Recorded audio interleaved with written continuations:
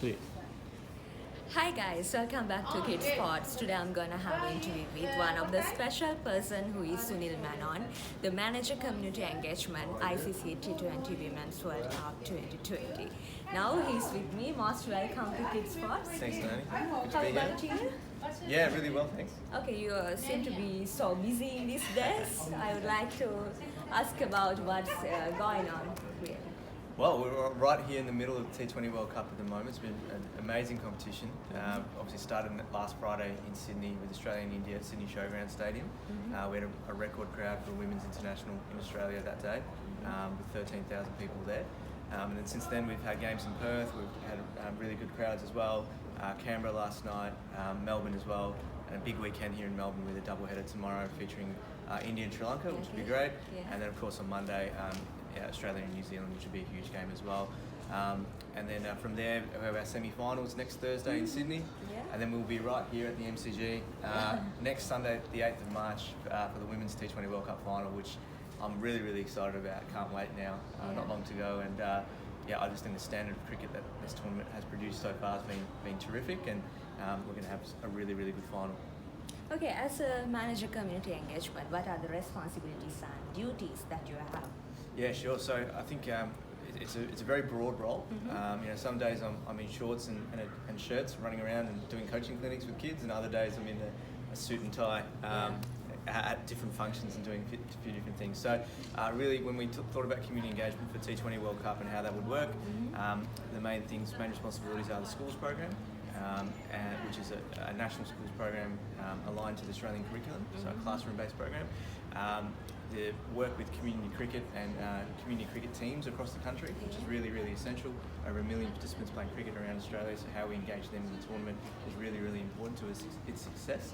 And the third one is, of course, working with all the different communities, the multicultural communities, which make such a big part of this tournament. And I think you can see from the crowds today, Bangladesh last night, India over the last few games, Sri Lanka as well, Pakistan, those nations just really coming together and making it a really global celebration of cricket, which is really key. So they're the main responsibilities, they're the main sort of areas, and of course working with our broader team around the communications of the tournament and the trophy tour, which is a really, really big part of what we've done to date. In taking the trophy out to all different communities, both regionally and in the cities, and we'll do that again for the men's tour as well. Okay, sure. I'm just into ask about ICC Women's World Cup. I think we are most excited to see the final. What is the preparation for success it, and what about exception of the crowd? Yeah, so I think this is the first time, when we developed this tournament, that we put the two tournaments standalone. So the women's tournament February, March, the men's tournament in October, and doing that, we also wanted to say when the final comes around, it's an opportunity to have the final at the biggest cricket ground in the world here at the MCG. So really excited. Obviously we'll have Katy Perry as well. She's a massive artist, so that's really exciting. I think expectations, we've built this up to be a really big occasion, and it's really, I think, the population of Australia and Melbourne is known for getting behind big sporting events. So we'll have to wait and see how that all comes together. But I think the standard of cricket that we're seeing throughout this tournament will just make this final really exciting. And so I think hopefully people will remember for a long time. What are the strategies that you are used to capture cricket? So I mean it's a massive effort from the commercial side. So we work across our digital marketing, we work across our communications more broadly in our media, and then we work across obviously our community engagement. So it's a really combined effort. We're finding obviously with digital marketing, with sort of electronic mails to people is really a great way. People, on their trains on the way home, they get an email and they're buying tickets that way. We obviously find inspiring people by taking the trophy to them from the trophy tour is also another way of people having a direct connection to the tournament, which is really exciting. And then obviously through our schools program as well, we're reaching lots of different school kids, and there's some school kids actually coming right now. So that's another really good way of inspiring the next generation and really trying to capture everyone's attention and excitement about the tournament. Yeah, it's a big responsibility. And what are the obstacles and issues when you're working you have encountered, and finally how to take great decisions to succeed? Yeah, it's a great question. I think the biggest thing that we found to date is there's a lot of excitement about this tournament, which is great. There's a lot of different stakeholders involved.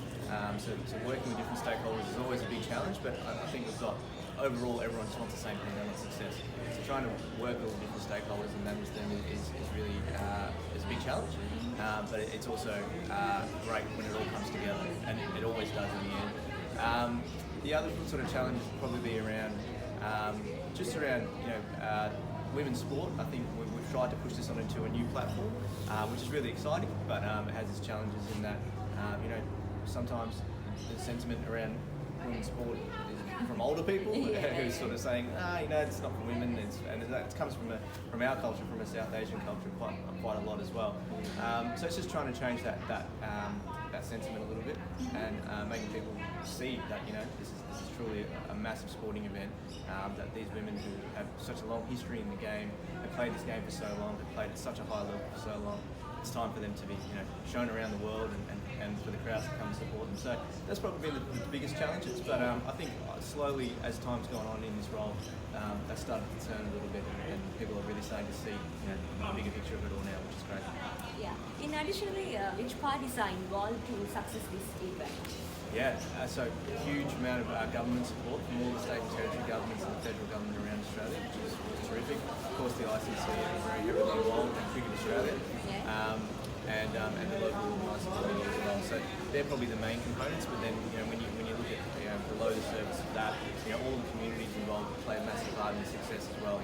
They're the people coming to the grounds and getting behind the teams. And then obviously the broader Australian population as well. Australia is so good at hosting major events. We're so good at hosting sporting events.